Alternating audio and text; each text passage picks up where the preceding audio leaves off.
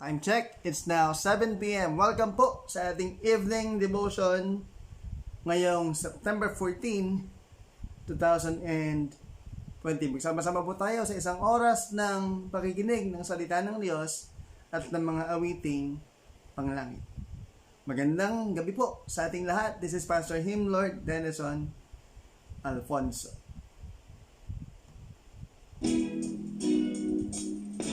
Ikaw ang aming sandigan, Panginoon.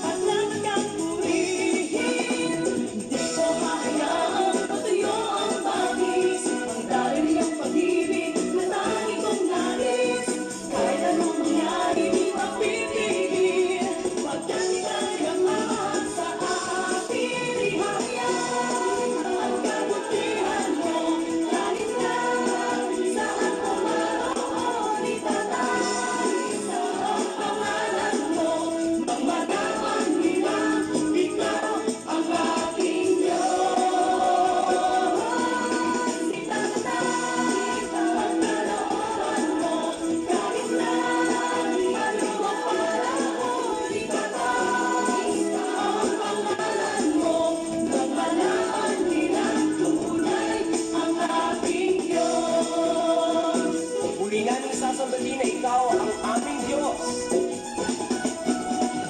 Di ko hahayaang bato magpuri, di ko hahayaang di ako naawin, sa pagsayaw di ko pipigil, pagkat kinakatan kang purihin. Di ko hahayaang patuyo ang talis, dahil ng pag-ibig na dahil kong nais, kahit anong mangyari di pa pipigil.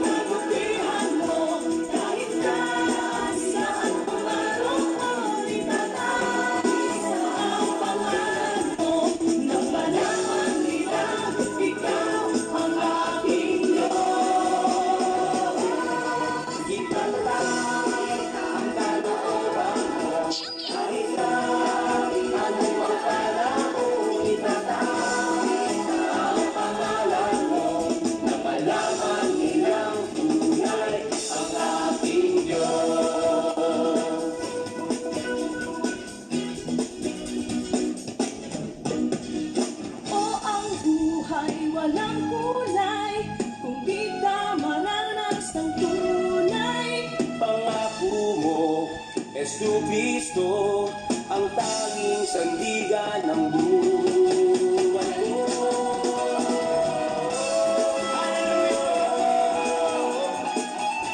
Ipinagmamalaki ka namin, Panginoon, sa aming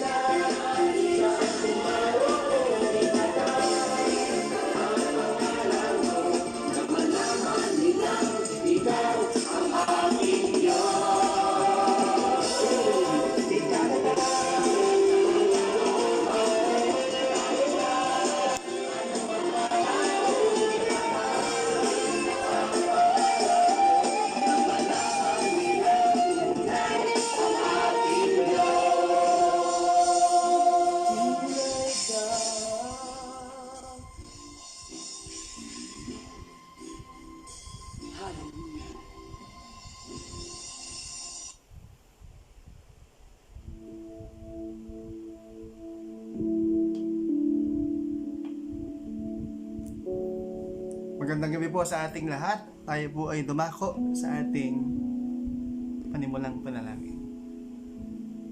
Maraming salamat dakilang Diyos sa gabing ito. At muli mo kayong binigyan ng pagkakataon upang patuloy na makapag-aral ng iyong mga salita. Maraming salamat Panginoon sa pagkakataon sa buong maghapon na iyong patnubay sa amin. At sa oras na ito, hayaan mong kami po ay magpahinga sa iyong mga salita at patuloy na papurihan ka sa Espiritu at katotohanan.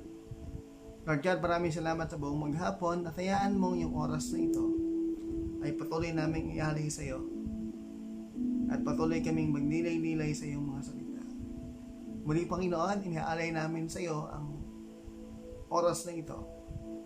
Nawa ang iyong banal na Espiritu ang siyang manguna at patuloy kaming bigyan ng katalinuhan upang maunawaan namin, Panginoon, ang iyong mga salita sa ibing ito. Ito po yung aming samo at dalangin sa pangalan ng aming Panginoong Jesucristo. Amen.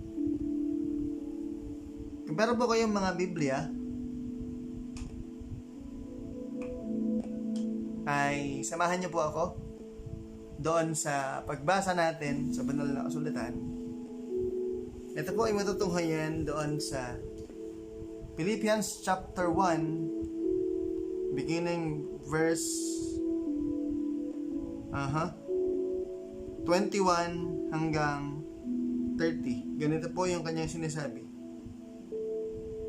Sapagkat para sa akin si Kristo ang buhay, at dahil dito'y pakinabang ang kamatayan. Ngunit kung sa pananatili kong buhay ay makakagawa ako ng mabubuting bagay, hindi ko malaman ngayon kung alin ang aking pipiliin sa dalawang hangarin. Ang ibig kong pumanaw na sa buhay na ito upang makapiling si Kristo, yamang ito ang lalang mabuti para sa akin. Sa bilang ako, kung mananatili akong buhay, ay makakabuti naman sa inyo. Dahil dito, natitiyak kong ako'y mananatili pang buhay at makakasama ninyo upang matulungan kayong makapagpatuloy na may kagalakan sa inyong pananalig sa Panginoon. Kung magkagayon, lalo ninyo ako may pagmamalaki at lalo na ninyong pupurihin si Kristo Jesus. Kaya nga mga kapatid, pagsikapan ninyong mamuhay ayon sa mabuting balita tungkol kay Kristo. Sa gayon, makabalik man ako sa inyong piling o hindi, makatitiyak akong kayo'y mananatili sa iisang layunin at sama-samang ipagtatanggol ang mabuting balita. Huwag kayong matakot sa inyong kaaway, pagkat ito ang palatandaang sila ay mapapahamak at kayong ililigtas ng Diyos. Ipinagkaloob niya sa inyo ang karapatang makapaglingkod kay Kristo, hindi lamang ang manalig sa Kanya, kung hindi ang magtiis din naman dahil sa Kanya. Ngayon, kasama ko na kayo sa pakikibakang makita ninyong ginawa ko noon at nabalitaan ninyong ginagawa ko hanggang ngayon. Ito po yung salita ng Diyos sa pamamagitan ni Pablo. Pagpalain po tayo ng ating dakilang Panginoon. Amen.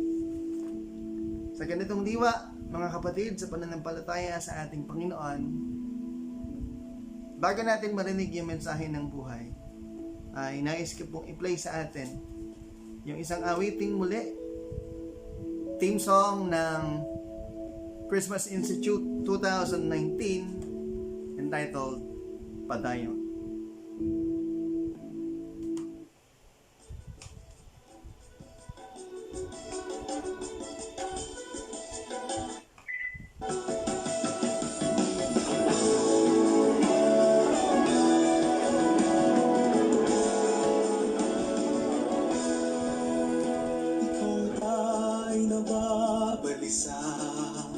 Damdamin di nababahala, pananalig ay sinusubok, puso ay nababalot ng takot. Luyong ba ay di naranas, pagkal na sa along hampas. Diyos ang iyong kaligtasan, ang tangi mong maaasahan. Padayon, ikaw ay magpatuloy, padayon. Ano man maging hamon, pagsubok may dumarating, ika'y kanyang sasabihin. Ang bagyo ay kaya suungin, padayon.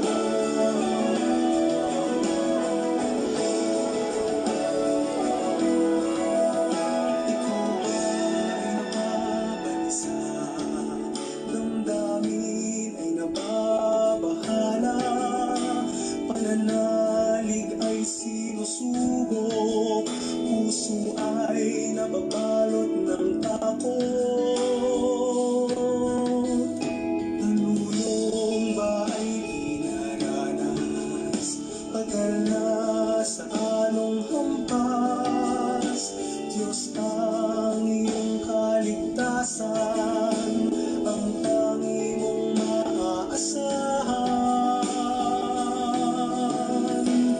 Padayon, ikaw ay magpatuloy, padayon. Ano man maging hamon, pagsubok may dumarating, ika'y kanyang sasagitin. Ang bagyo ay kaya suungin, padayon.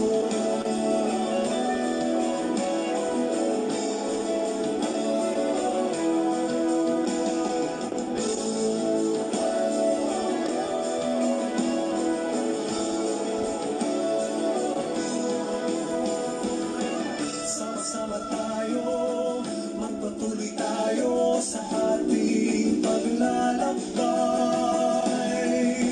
Sama-sama tayo, magpatuloy tayo sa ating paglalakbay. Sama-sama tayo, magpatuloy tayo sa ating paglalakbay. Sama-sama tayo, magpatuloy tayo sa ating paglalakbay. Padayon, ikaw ay magpatuloy, padayon. Ano man maging hamon, padayon. Ikaw ay magpatuloy, padayon. Ano man maging hamon, pagsubok may dumarating, ika'y kanyang sasagitin. Ang bagyo ay kayang suungin, pagsubok may dumarating, ika'y kanyang sasagitin. Ang bagyo ay kayang suungin,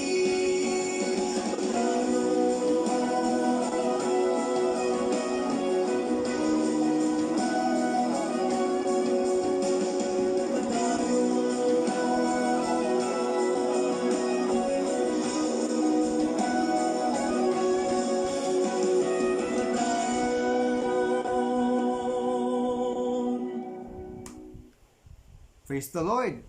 Purihin po yung Panginoon sa isang mabiyayang mensahe ng awit na atin pong narinig. Yung ating mong binasa kanina ay nandoon sa Philippians chapter 1, beginning verse 21 to 30.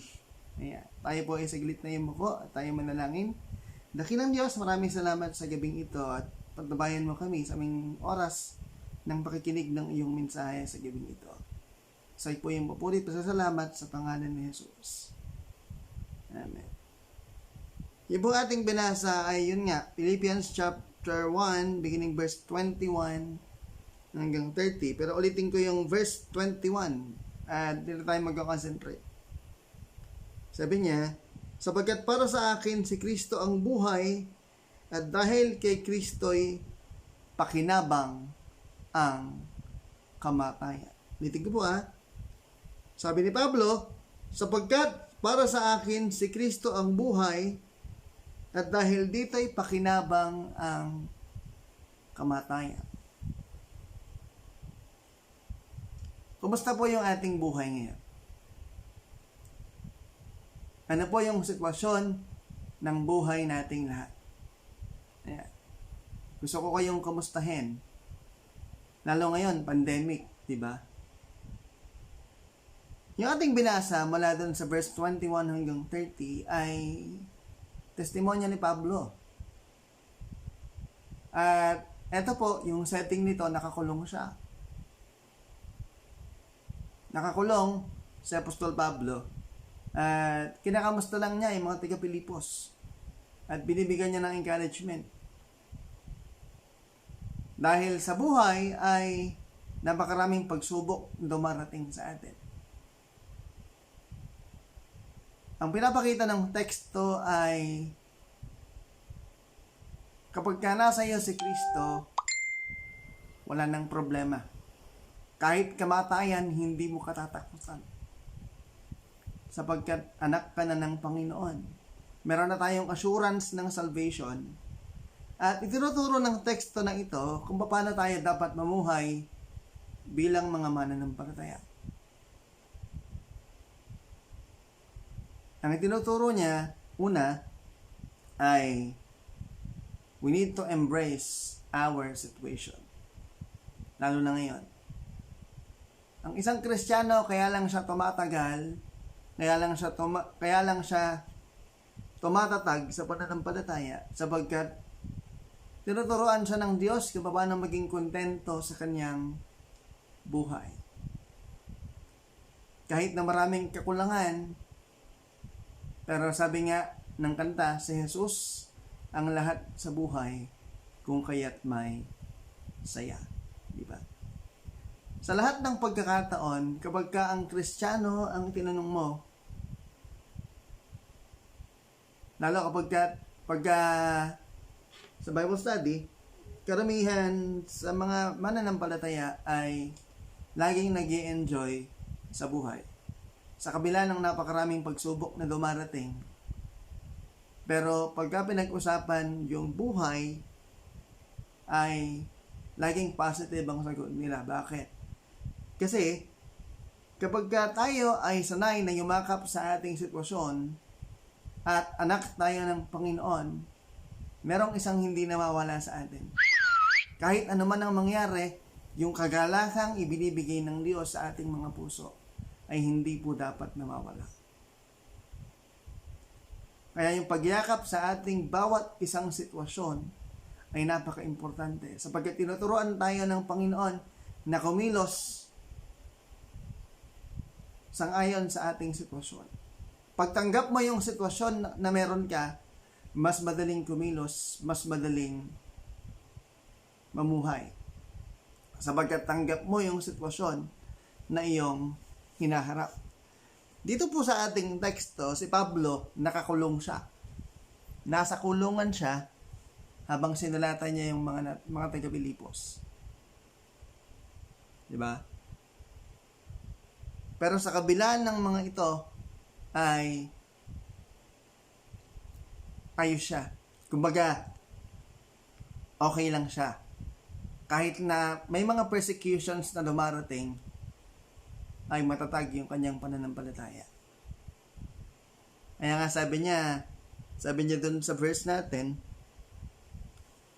sa verse 27, pagsikapan ninyong mamuhay ayon sa mabuting balita tungkol kay Kristo. Sa gayon, makabalik man ako sa inyong piling o hindi, makatitiyak akong kayo'y mananatili sa iisang layunin. Kasi during that time, nung time ni Pablo, pinapersecute yung mga Christians. Mapalad tayo ngayon dahil wala nang persecution, di ba? Pero katulad nung panahon nila, ang mga pinapersecute ngayon, yung nasa Saudi Arabia, ayan yung mga Christians doon, at ang pinapersecute ay yung mga nasa Muslim countries. Pero sabi ko nga kanina, kahit ganon ang sitwasyon, yung mananampalataya ay sanay at nagbabata ng hirap. Sapagkat kapag ang tao ay nakay Kristo na at Kristiyano na, iisa ang tingin niya sa lahat ng nangyayari sa kanyang buhay. Kahit dumadaan siya ng pagsubok, blessing. Ano man yung sitwasyon ng kanyang buhay, blessing pa rin. Sapagkat meron tayong nagigain. Ang nagigain natin ay sa pagyakap sa sitwasyon ng buhay, ang nagigain natin ay kalakasan ng pananampalataya at tibay ng pananampalataya. Lagi kong naaalala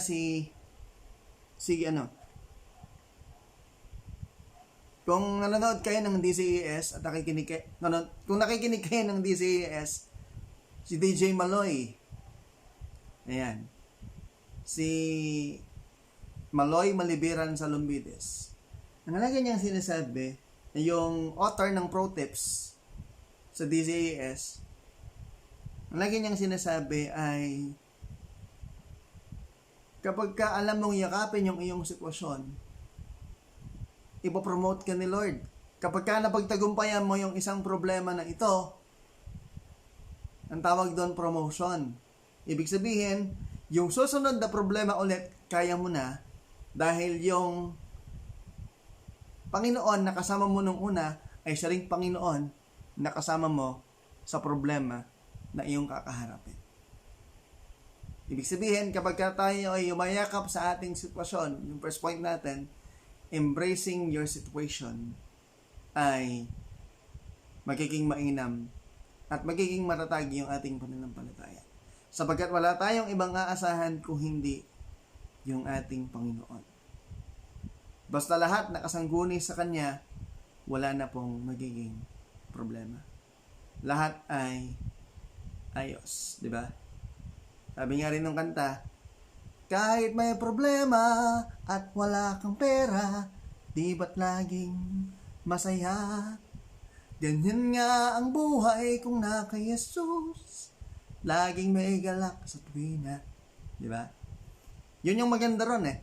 Kapag kahit anong kalalagayan natin, mga kapatid, as long as nagtitiwala tayo sa Panginoon, ay magiging maayos ang lahat.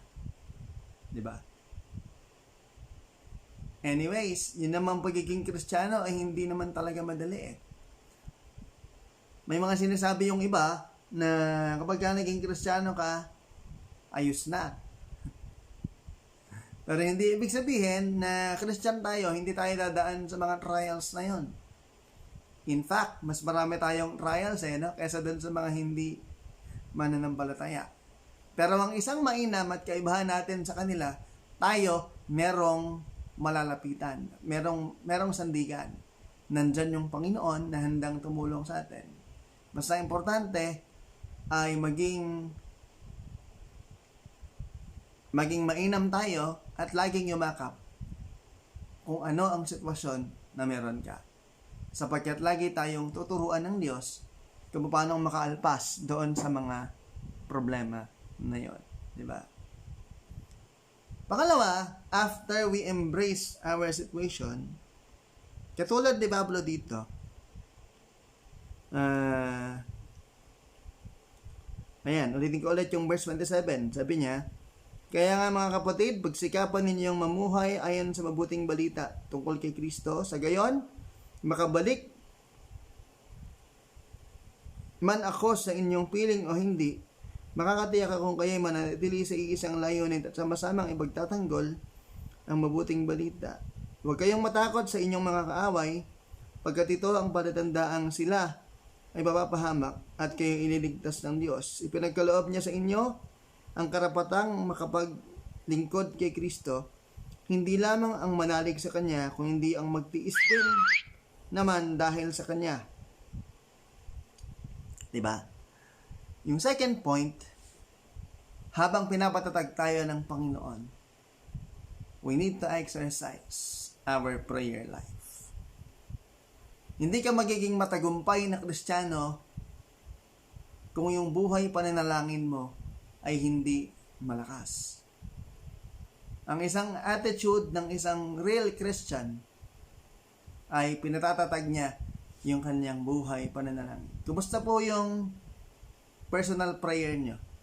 Kumusta yung pakikipag-usap natin sa Panginoon? sa panahon na ito. 'Di ba? Kung nagtitiwala ka sa Diyos, kung nagbabata ka ng hirap, magagawa mo lang yung bagay na yun din kung we are continuing to exercise our prayer life. Personal yan eh. Huwag natin kakalimutan yung ating connection sa Panginoon sa pamamagitan ng panalangin.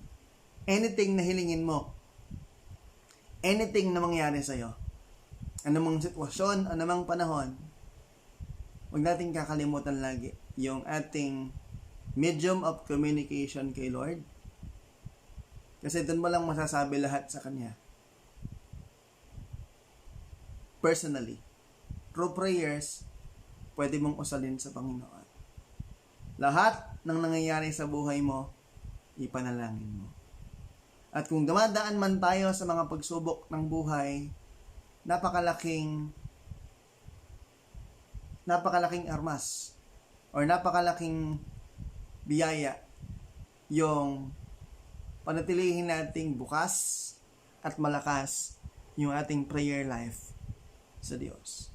Ano man ang ating pagdadaanan, yun lang talaga yung susi para maramdaman natin yung pagmamahal at kalinga ng Diyos. Minsan merong nagsabi sa akin, sabi ko, ate, kumusta ka na? Hindi ko na babanggitin yung pangalan niya. Eto bunso, financially may problema, sabi niya. Hindi ko na alam anong gagawin ko, baka mag-penalty ako, sabi niya. Sabi ko lang sa kanya, pare-pareho lang po tayong dumadaan sa financial struggle. Pero tandaan mo, sabi ko, wala pang pagsubok na dumating sa buhay ng isang tao na hindi naranasan ng bawat isa. Faith lang kako, tiwala lang sa Diyos, maayos din yan. Kasi nararatel siya ng problema. Pero ang nakakalimutan natin kung minsan, yun nga, tinuturuan tayong lahat na manalangin lagi sa Diyos. Ano man yung ating pinagdadaanan, ilapit mo lang sa Panginoon. Makakakuha ka ng sagot. Yan. Alisin natin sa ating bokabularyo yung pagkakaroon ng second thought. Ako, madalas ganun eh. Madalas ko mag-worry, alam mo yun. Pero nung nabasa ko to ngayon, parang, oo nga no. Bakit ako mangangamba? Nandyan yung Panginoon. Kasi kahit ano naman yung pagdaanan, ayos lang eh. Hindi lang nagiging ayos kapag hindi mo siya kinukonsulta sa Panginoon. 'Di ba? Pero ang tinuturo sa atin ngayon, katulad ni Pablo, nakabilanggo na to ha. Pero yung kagalakan na ibinibigay ng Diyos, nasa Kanya pa rin. Kaya ano man ang mangyayari, kaya niya nasabing, yung kamatayan ay pakinabang. Sapagkat kapag ang isang Kristiyano ay nandoon na sa Panginoon, kahit kamatayan, hindi niya nakakatakutan. Dahil yun lang yung magiging paraan para makasama niya yung Diyos. Kung alam mo kung saan ka naman pupunta, at may pananampalataya tayo, kahit anong mangyari, ayos na. Meron ngang kumalat ngayon na isang chain messages. Di ko lang alam kung totoo. Pero ang sinasabi doon ay meron daw isang city na binarn yung mga Muslims. Di ko alam kung saang part ng mundo. Pero lahat ng Kristiyano ay pinapatay nila sa isang sa isang Muslim country. Yung lahat ng Christian missionaries ay pinapatay, pinupugutan ng ulo kahit bata o matanda. At meron bang isang village, yung kanilang sinunog. Nabasa ko lang yon kahapon or kanina. Sinend sa aming group chat. Although di pa na-confirm, pero yun ang balita. Pero para sa atin, kahit ano man ang pagdaanan mo, mapagtatagumpayan mo yan kung patuloy kang mananalangin sa Diyos. Una, embrace your situation. Pangalawa ay manalangin ka sa Panginoon. Iluhod mo yan sa Diyos lagi. At yung ikatlo, yung third point natin, after na ma-embrace yung situation, after na ma-exercise yung prayer life natin, yung pangatlong bagay ay ganito. Maging kabahagi tayo sa burden din naman ng iba. Hindi ko sinasabing pakialaman mo sila, Pero ang mainam, yung isang Kristiyano kasi kahit may problema siya, yung kagalakan ay laging nandoon. So, ang kailangan po natin ay kahit na meron tayong problema, let's see to it na pwede pa rin nating abutin yung ating mga kapatid. Kung ano yung pwede nating itulong sa kanila, tulungan natin. Kasi, ang pwede lang din nating gawin is to inspire other people. Sa kabila ng mga pagsubok na nararanasan natin, sa kabila ng mga struggles na nararanasan natin, meron pa rin kagalakan sa puso dapat. Hindi yun nawawala.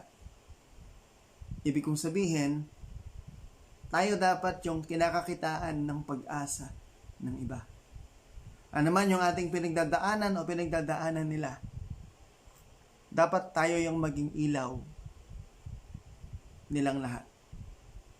Kumbaga, magulo ng lahat, may mga problema na, pero bilang mga mananampalataya, regardless of your denomination, ay kakitaan tayo ng pag-asa ng bawat isa. Yan. Sa kabila ng ating nararanasang hirap ngayon, dahil dun sa pandemya, pero yung kakitaan ka pa lang ng positive attitudes towards problems at kung paano mong hinahandle yung problema, malaking bagay na po. Yung positive aura na binibigay natin sa kanila, every time na meron silang hinaing, meron silang mga bagay na gusto, may mga tao na kailangan ng kausap. May mga tao na ng problema, kailangan nilang ng mapaghihingahan. Let's try to listen pa rin po. At kahit na tayo man ay merong pagsubok na pinagdadaanan, let's always try to reach out for others. Dahil po pwede rin na yung i-reach out mo, pwede kang makakuha ng sagot din doon. At pwede ka rin gamitin ng Panginoon para i-uplift yung spirit ng ibang tao. Nagsisimula po yan kasi kung paano natin dinidil yung bawat sitwasyon ng buhay. Diba? Nagsisimula ang lahat sa right attitude towards problems, right attitudes towards obstacles. Ano yung attitude na ipapakita mo dun sa problema? Kung Christian ka, isa lang dapat yun. Yung joy na nanggagaling sa puso natin, na nanggagaling sa Panginoon. Yun ang dapat makita sa atin. Sa kabila ng mga problemang ating naranasan. Sabi nga dun sa kanta, padayon. Kanina. Yung padayon po is Visayan word na ibig sabihin ay magpatuloy. Kahit ano yung nangyayari sa iyo, magpatuloy ka pa rin sa paglilingkod sa Panginoon. Diba? Dahil kapag ang isang tao, Kristiyano at anak ng Diyos, sigurado, laging merong victory yan sa huli. Ang kailangan lang i-practice ay kung paano nga harapin yung mga pagsubok ng buhay na hindi nawawala yung kagalakan sa puso. Paano mangyayari yan? Ulitin ko kanina, we should always embrace our situation and we should always exercise our prayer life. kay Lord. Kapag kaya yung dalawa na yun ay nasunod, yung pangatlo madali na. We could easily extend our help to others dahil punong-puno na tayo. Dahil yung strength na binibigay mo sa iyong kapwa ay nanggagaling kay Kristo. Wala nang ibang pinanggagalingan kung hindi yun. At wag na wag natin kakalimutan that we should always be thankful sa Panginoon. Bakit? Ginagamit kanyang instrumento ng blessing para sa iba. Bagamat may pinagdadaanan din tayong mga pagsubok, pero ang mahalaga, sa kabila ng lahat ng iyon, ay na-extend natin yung help dun sa iba. At nabibigyan natin sila ng encouragement. Sabi ko nga sa inyo kanina, yung kinuwento ko na nagkwento sa akin, kinumusta ko, sabi ko, ate, kumusta ka na? Eto bunso, merong financial problem. Tapos usap lang kami, binigyan ko lang siya ng advice. Nang sabi niya kaagad, salamat bunso, nangusap yung Diyos sa pamamagitan mo. Okay na ako ngayon. Yun palang masarap nang marinig di ba?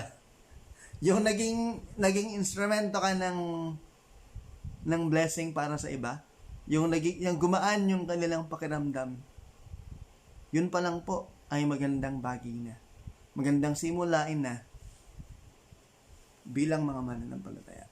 Yung pagkulang ka ng lakas, pagkulang ka ng inspirasyon para magpatuloy sila, malaking bagay na iyon. But remember to always be humble kapag ka ganon. Hayaan natin ang maitaas ay yung pangalan ng Diyos, wag yung ating mga sarili. Tandaan po natin, sa lahat ng pagkakataon, sa lahat ng panahon, ang pagharap natin sa pagsubok ay dapat na positibo at laging kasama ang Panginoon. Tandaan din natin na yung mga pagsubok na yan ay hindi siya isang burden. Kung hindi testing para tumatag yung ating karakter, tumatag yung ating faith, at higit sa lahat, tumatag yung ating relasyon sa ating Panginoon. Dahil kung mula simula hanggang dulo, ang kasama mo na Diyos, sigurado, ang ending nun ay katagumpayan na kayang ibigay lang ng Panginoon. Higit pa ron ang pwede nating makamit as long as lagi tayong nagtitiwala doon sa ating Panginoon. This is the Word of God. Ito pong muli si Pastor Himlord Dennis Alfonso. Pagpalain tayo ng ating Panginoon. At dahil tayo ay mga mananampalataya, ano man ang dumating, ano man ang ating pagdaanan, always remember, we should always be still and know that I am God. Sabi nga ng banal na kasulatan. Here's the song, Still.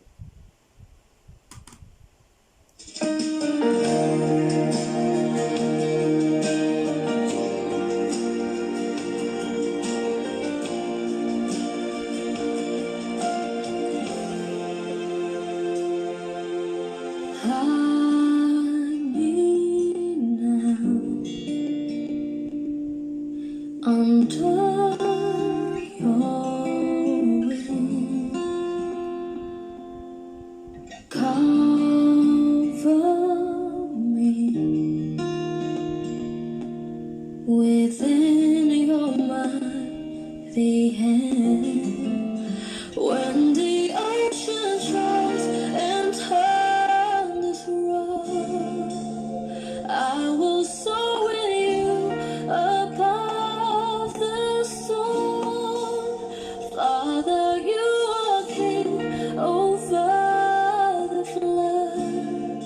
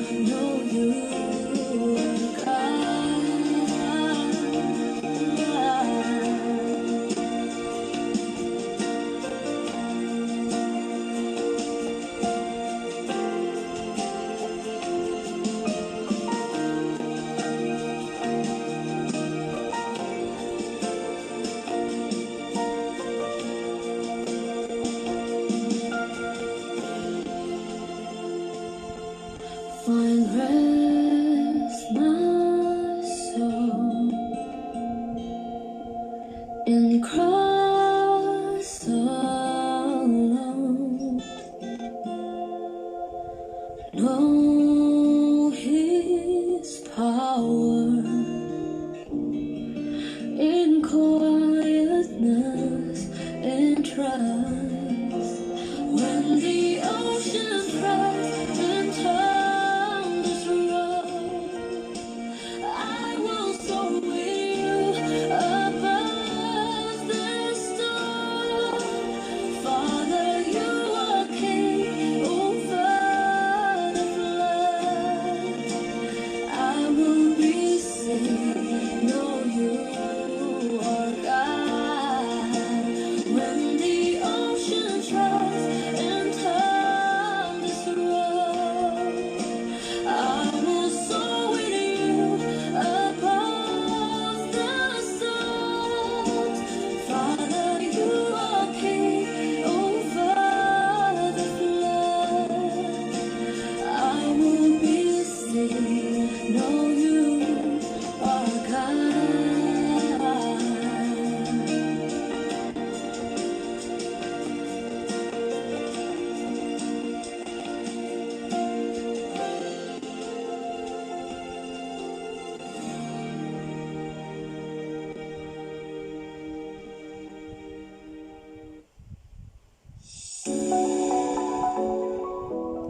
Yan, magandang gabi po sa ating lahat. At nagpapatuloy po yung ating mga gawain. Ayan. Ayun, shout out po kay Miss Daryl Alonso. Ayan, belated happy birthday. Ayan, classmate ko po siya nung high school. Belated happy birthday, Dada, and God bless you.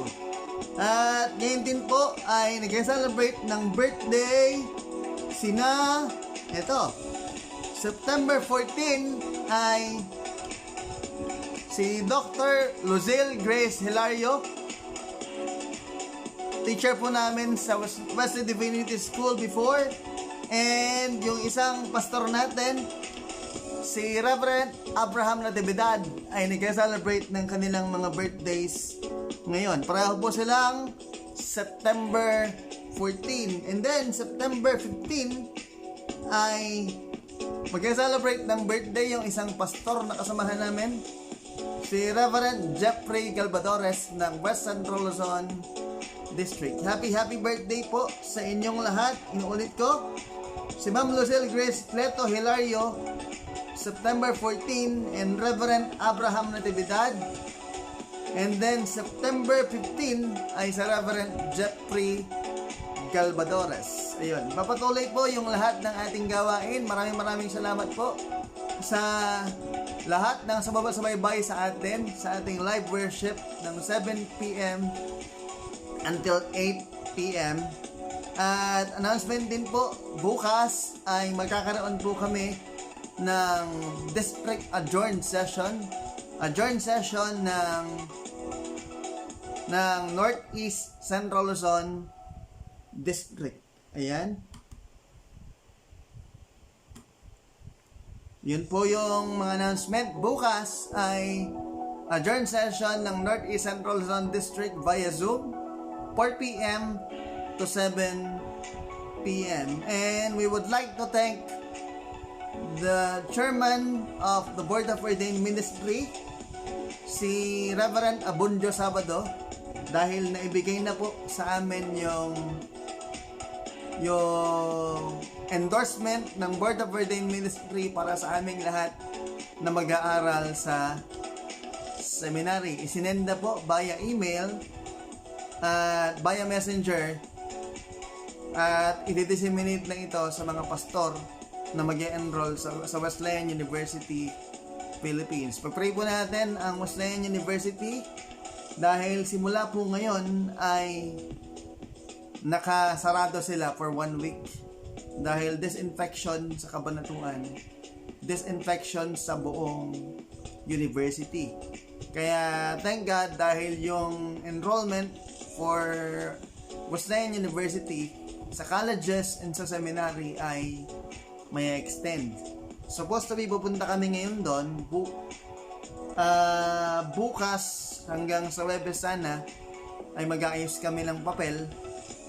Pero dahil nakasarado ng 1 week ang Wesleyan University Philippines for disinfection, ay na-move na po ito lahat next week. Basta bukas ang mangyayari ay adjourn session 4 to 7 p.m. po ng gabi. Kung sakali man ay magla-live po tayo sa halip na 7 p.m. bukas lang naman ay magiging 8 p.m. po siya dahil hanggang 7 yung tapos ng yung tapos ng adjourn session namin. Pero hindi pa rin po sure yun. Pwedeng bukas ay wala mo ng live dahil nga merong nakatakdang gawain. Pero kung maagang matatapos yung aming meeting via Zoom ay pwede po tayong mag-live, kaya lang hindi 7 p.m. Siguro mga 7:30 or 8 o'clock ng gabi.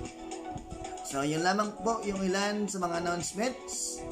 At maraming salamat pong muli doon sa mga sumusubaybay sa atin ng ating evening worship 7 p.m. to 8 p.m. ng gabi from Mondays to Sundays. Patawad po kahapon kasi medyo malakas yung ating background music nun. So tinignan ko yung finished product ng live. Mas malakas yung audio kaysa dun sa aking pagsasalita. So ayun. Kaya medyo inedit natin ngayon ng konti. Medyo inayos natin yung setup at okay naman na siya. So maraming salamat po. At magpatuloy po tayo sa ating gawain. Ayan. Bago tayo manalangin ay sige, pray muna pala tayo. Tayo po ay saglit na yumuko at tayo ay manalangin.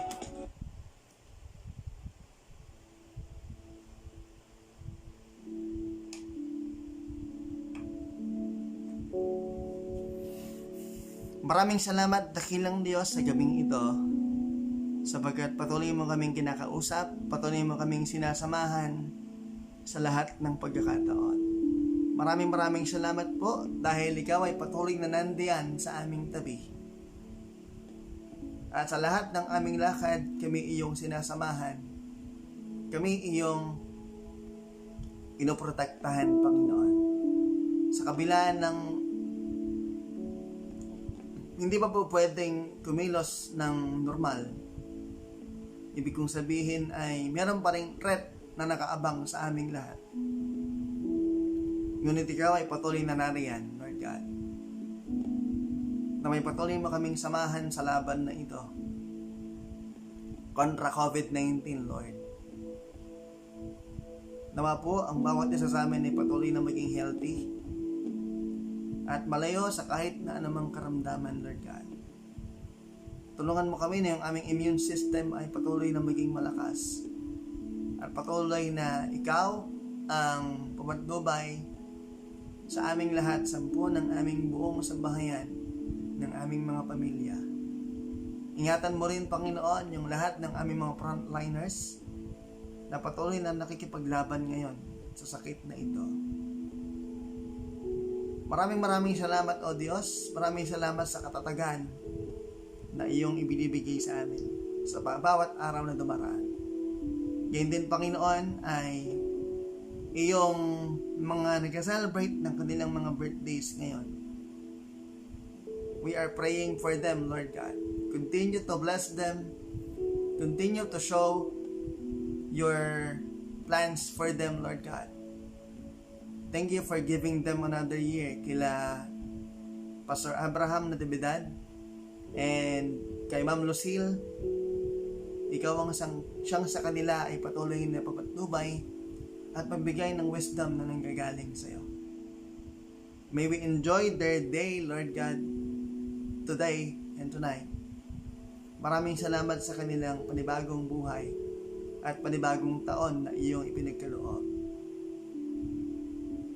Panginoon, sa gabing ito, humihingiling po kami ng kapahingahan sa iyo. Sa buong magdamag, ikaw ang siyang patuloy na mabatnubay sa amin.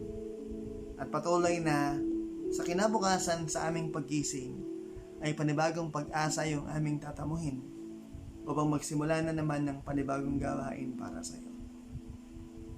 Ngayon din, Panginoon, yung aming adjourned session bukas, yung aming meeting via Zoom ay patnubayan mo, pagpalain mo kaming lahat, Panginoon. Maraming salamat sa technology dahil sa kabila ng may pandemya ay patuloy kaming nakakagawa ng mga bagay na naisin namin at ito'y laging nakaayon sa iyo. Maraming salamat, dakilang Diyos. Ibinabalik po namin sa iyo ang pinakamataas na pabulit na salamat kasabay ng aming paghingi ng kapatawaran sa lahat ng aming nagawang kasalanan. Ito po yung aming samo at dalangin sa pangalan ng aming Panginoon Jesucristo. Amen. Sa ganitong diwa po, bago natin ibigay yung final blessing, ay nais kong muling mag-play sa inyo ng isang awitin. Kahit anong pagdaanan natin, ano man ang sitwasyon, ano man ang panahon, we should always sing to the Lord and give thanks to Him through it all. Sana sa lahat ng pagkakataon, nakakaawit pa rin tayo sa Panginoon. Here's our final song before the final blessing, through it all.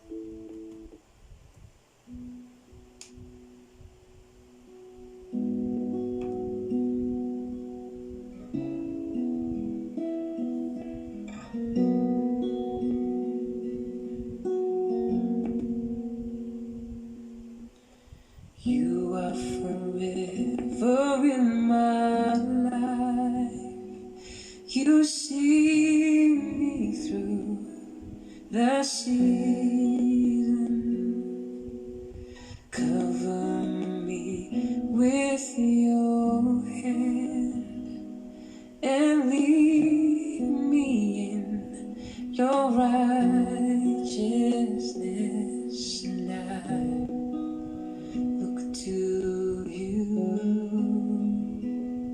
and I wait on you. I sing to you, Lord, a hymn of love for your faithfulness to me.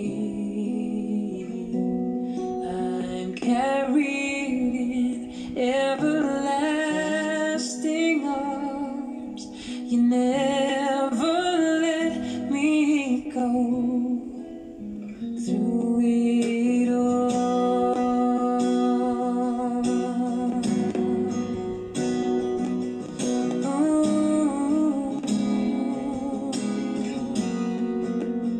through it all.